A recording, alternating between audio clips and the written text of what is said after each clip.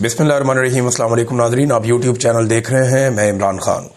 सुहेल अफरीदी साहब ने जो जरगा करवाया खैबर पख्तूनख्वा में, उसने काफ़ी ज़मीन को गर्म किया। और एस्टेब्लिशमेंट के लिए देखें, चीज़ें वो बेहतर होती हैं जिनके फ़ैसले एस्टेब्लिशमेंट खुद करे। उसमें फिर वो कैलकुलेट करते हैं अपने मुताबिक। लेकिन जब सियासतदान फ़ैसले अपने हाथ में ले लें तो फिर वो कैलकुलेशन करते हैं अवाम की मर्ज़ी के मुताबिक। और नॉर्मली पाकिस्तान जैसे मुल्कों में या थर्ड वर्ल्ड कंट्रीज़ में जो एस्टेब्लिशमेंट के फ़ैसले होते हैं वो अवाम के फ़ैसलों से मुतसादिम होते हैं, क्योंकि एस्टेब्लिशमेंट अपना मफाद देख रही होती है और पब्लिक जो है उसका मफाद उससे थोड़ा हटके या अलग होता है। अब यहाँ पे जो एलामिया जारी हुआ वो बहुत इंपॉर्टेंट है। एक तो ये बड़ा अनप्रेसिडेंटेड था, इस पे शाबाश देनी चाहिए खैबर पख्तूनख्वा की हुकूमत को, और ये उम्मीद करनी चाहिए कि ये एक आगाज़ है पॉलिटिकल डिबेट का पाकिस्तान के अहम तरीन मसले के ऊपर। देखिए, हमें बड़े मसाइल क्या हैं। हम एक सियासी तौर पे अदम इस्तेहकाम का शिकार हैं। हमारे जो है वो क्लाइमेट चेंज के बड़े सीरियस इश्यूज़ हैं। हमारे यहाँ दहशतगर्दी का बड़ा सीरियस मसला पाकिस्तान में है। माशी नुक्ता नज़र से पाकिस्तान एक कॉन्स्टेंट पॉलिसी नहीं बना पा रहा। ये वो चीज़ें हैं जिन्हें पाकिस्तान में दुरुस्त करने की ज़रूरत है। अगर एस्टेब्लिशमेंट को बाहर निकाल के पाकिस्तान के सियासतदान रफ्ता रफ्ता इस रास्ते पे चल पड़े, 1 साल 2 साल 4 साल जितना भी टाइम लगाएं, एस्टेब्लिशमेंट को बाहर निकाल दें और खुद एक कंसेंसस जनरेट कर पाए, तो ये एक बहुत बड़ी कामयाबी होगी और पाकिस्तान इससे आगे बढ़ेगा। तो कम से कम उस तरफ चल पड़े। अब उम्मीद की जाती है कि आइंदा भी ऐसी चीज़ें होंगी। एलामिया इंपॉर्टेंट है। एलामिया में जो चीज़ें मौजूद हैं मैं आपको पढ़ के सुना देता हूँ। कुछ चीज़ें ऐसी मुझे लगा कि और भी चीज़ें हो सकती थी, लेकिन इस एलामिया में जो है मैं आपके सामने रख देता हूँ। खैबर पख्तूनख्वा अमन जरगे का मुतफ़िका तौर पे खैबर पख्तूनख्वा में जारी दहशतगर्दी की भरपूर मजम्मत उन्होंने की जरगे ने, और इस बात का आदा करता है कि इसके खात्मे के लिए सूबाई असम्बली को एतमाद में लेकर कानून के दायरे में मौजूद हर वसीला इस्तेमाल किया जाएगा जो इस सूबे में मुस्तकिल अमन का बायस बने। तो सूबाई हुकूमत करेगी अमन के लिए पूरी कोशिश, तमाम वसाइल इस्तेमाल करेगी। नंबर 2, अमन व अमान के हवाले से मुजव्वज़ा कवानीन के हवाले से मुतफ़िका करारदादें जो सूबाई असम्बली से पास की गई हैं उन पर फौरी अमल दरामद किया जाएगा। अब इसमें जो है वो एक और करारदाद भी थी। आपको याद होगा कि फ़ौज के पास जो खसूसी इख्तियारात हैं खैबर पख्तूनख्वा में, जिनके तहत वो ऑपरेशंस करते हैं या उन्हें ख़ास इख्तियारात मिले हैं ऑपरेशंस करने के, वो भी वापस लिए जाएँ।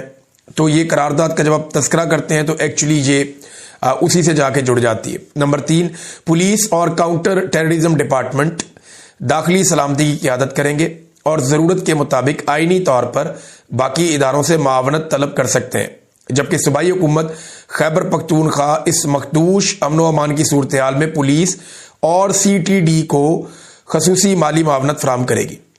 ये बड़ा पॉजिटिव है कि पुलिस कमांड करे, इख्तियार जो है वो पुलिस के पास, फ्रंट पे पुलिस रहे, क्योंकि पब्लिक डीलिंग में पुलिस सबसे बेहतर इदारा है। बहुत सारे प्रॉब्लम है पाकिस्तान की पुलिस में, लोगों को बड़े शिकवे शिकायतें भी रहे हैं, लेकिन पुलिस जितनी भी लॉ इन्फोर्समेंट है उन सबके मुकाबले में जो पब्लिक है उनसे बेहतर डील कर सकती है। उसकी एक वजह यह है कि पुलिस ने वहीं पे रहना होता है, वहीं पे डील करना होता है, उसी सोसाइटी का पुलिस हिस्सा होती है। ऐसा नहीं है कि किसी को आप सिंध से उठा कर ले गए या किसी को आप बलूचिस्तान से उठा कर ले आए या गिलगित से ले आए, नहीं, वो मकामी इलाकों के लोग होते हैं, तो वो ज़्यादा बेहतर जानते हैं वहाँ के डायनामिक्स को, और उनको पता है कि कहाँ तक जाना है और कहाँ से आगे रेड लाइन है। लिहाजा पुलिस अगर डील करे और पुलिस की मावनत के लिए उनके बुलाने पर फौज या दीगर इदारे हैं तो ये बड़ी अच्छी बात है। खैबर पख्तूनख्वा की हुकूमत इनको सपोर्ट फराम करेगी और उनको सहूलियात देगी। गैर कानूनी महसूलात, भत्ताखोरी और जो मारामारी इस वक्त जारी है खैबर पख्तूनख्वा में, इसके लिए एक मजबूत पॉलिसी बनाई जाए ताकि दहशतगर्दों का जो माशी एक पूरा नेटवर्क है वो टूट जाए। खैबर पख्तूनख्वा बिलखसूस शोरिश ज़दा इलाकों में मादनियात की जो गैर कानूनी निकासी है इसका खात्मा किया जाए। इंपॉर्टेंट है कि जिन इलाकों में लड़ाई लगी हुई है या जहां पे हालात ख़राब हैं, हालात ख़राब होने की एक वजह मादनियात भी है, तो बिल्कुल मादनियात की खुदाई भी बंद कर दें, वहां से मादनियात की तरसील या वहां से मादनियात की निकासी उसको बंद किया जाए, खात्मा किया जाए। सूबाई और छठी यह है कि सूबाई असम्बली खैबर पख्तूनख्वा को जारी सिक्योरिटी इदारों की कार्रवाइयों और उनकी कानूनी बुनियादों के बारे में मुतय्यना मुद्दत में इन कैमरा ब्रीफिंग दी जाए।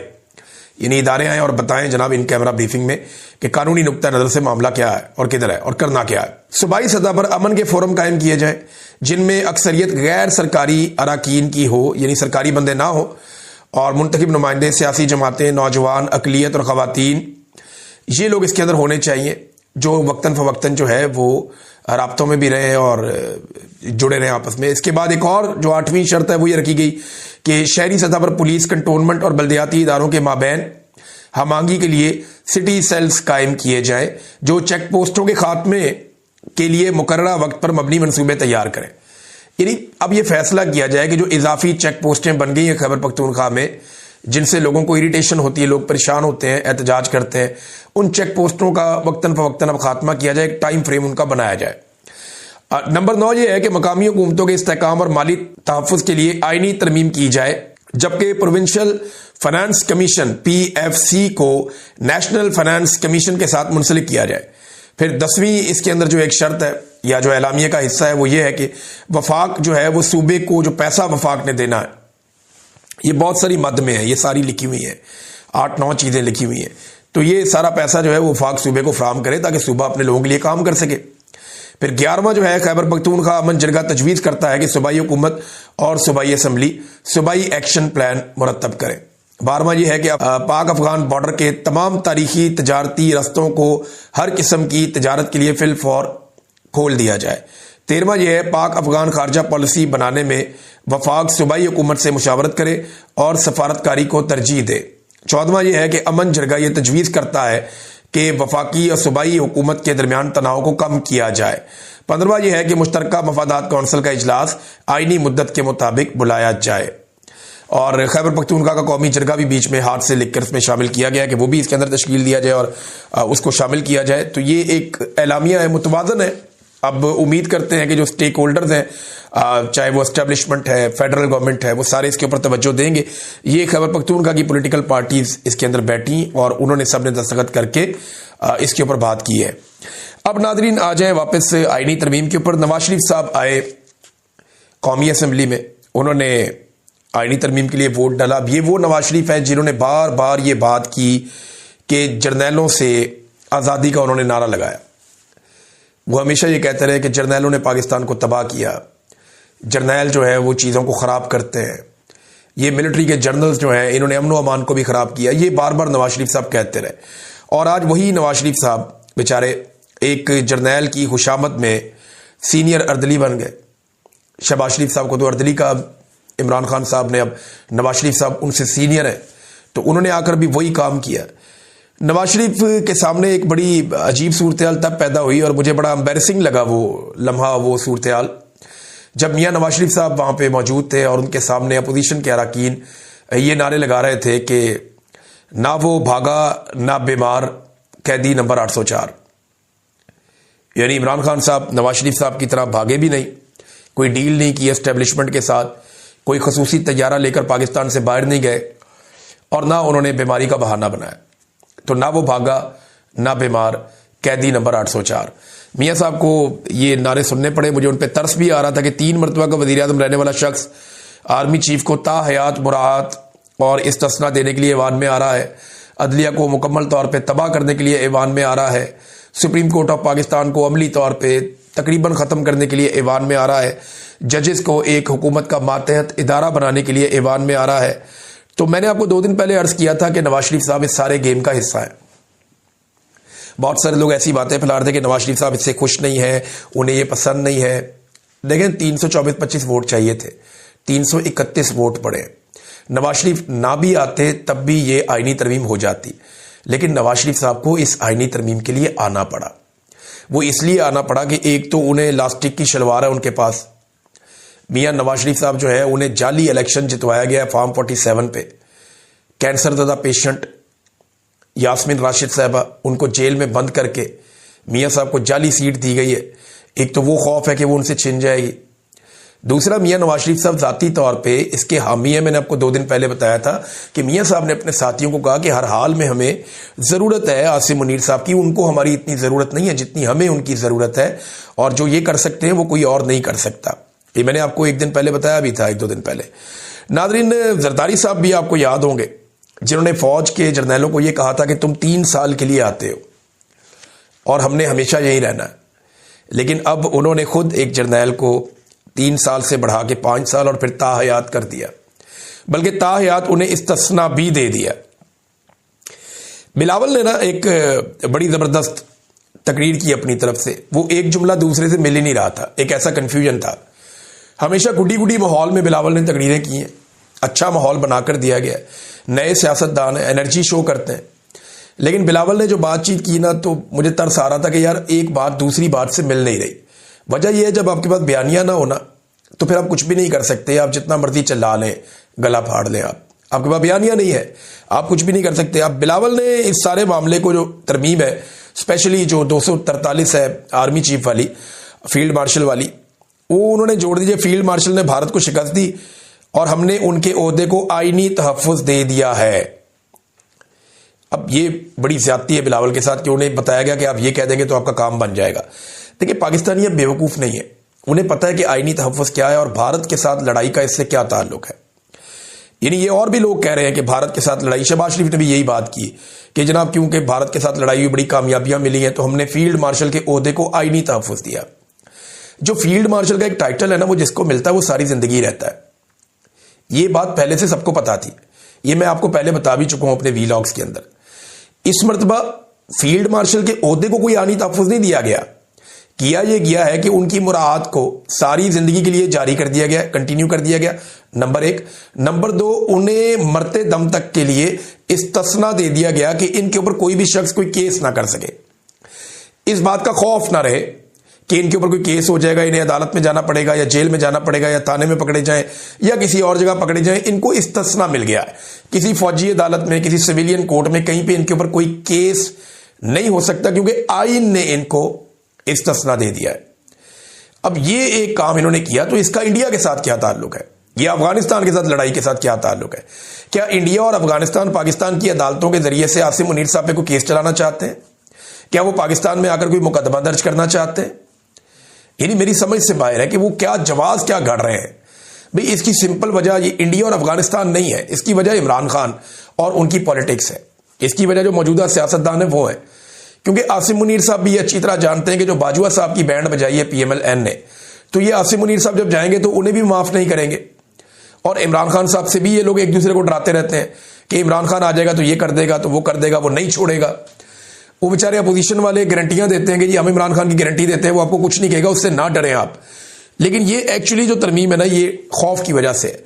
चौधरी निसार अली खान जो एस्टेब्लिशमेंट को बहुत अच्छे तरीके से जानते हैं, उन्होंने भी यही बात की कि ये खौफ की वजह से अब एक बेचैनी पैदा हो रही है। नाज़रीन, बेचैनी ये है कि देखें, प्रैक्टिकली काम तो बहुत सारे बंदों ने किया है ना, चाहे मिलिट्री एस्टेब्लिशमेंट के करैक्टरों में कोई 1-2 तो नहीं है, वो बहुत सारे हैं।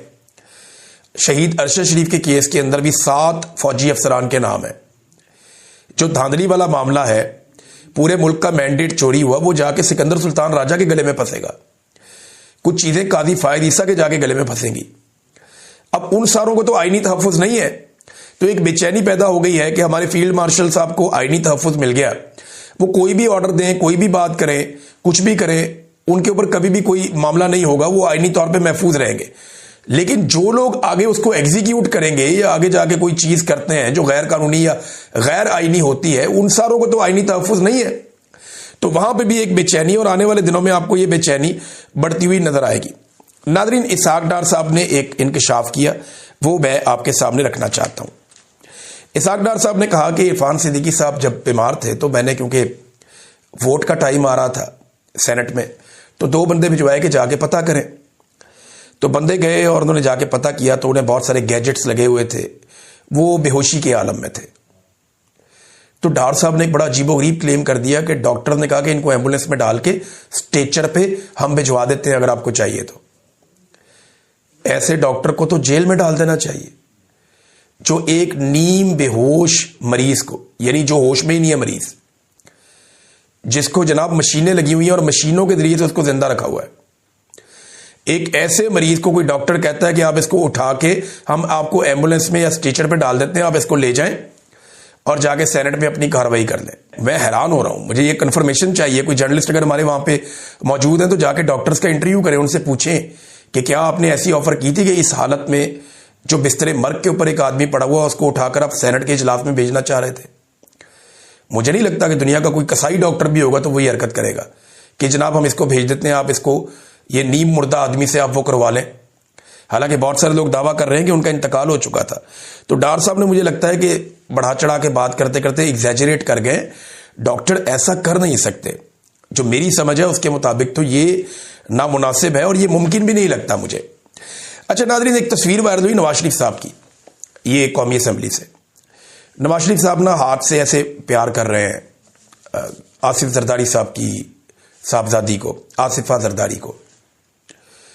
तो बहुत सारे लोगों ने उस पर बहुत सारी बातें की कि जनाब ये शफकत है मियाँ साहब की, ये आज की सबसे खूबसूरत तस्वीर है, ये है जमहूरियत का हुस्न है ये, और कोई इखलाकियात कह रहा है, कोई सियासी इकदार कह रहा है।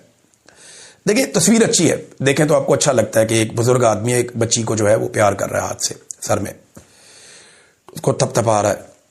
लेकिन सवाल ये पैदा होता है कि ये दोनों लोग यहां पे कर क्या रहे हैं।